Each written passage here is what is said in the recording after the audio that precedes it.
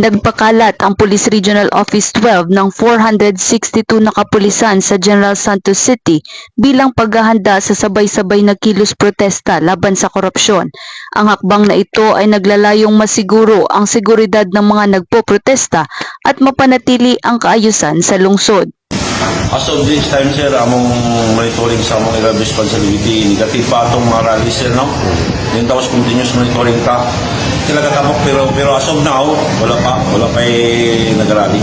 Okay. Kabilang sa mga lugar na may matataas na antas na seguridad ay ang Plaza General, kung saan partikular nagaganapin ang protesta, kabilang ang mga pangunahing lansangan at iba pang lugar kung saan inaasahang magtitipon ang mga nagpoprotesta.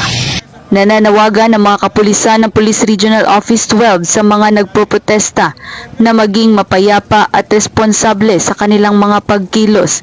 Pinapaalalahanan ang publiko na maging alerto at mag-ingat sa kanilang kapaligiran. Kung may nakikitang kahina-hinalang aktibidad, agad itong ipagbigay alam sa mga otoridad. Mula dito sa General Santos City, ako po yung PNN Correspondent, Patrolwoman Braylin Jean Capilas, alagad ng batas, taga-taguyod ng Itang Pulis.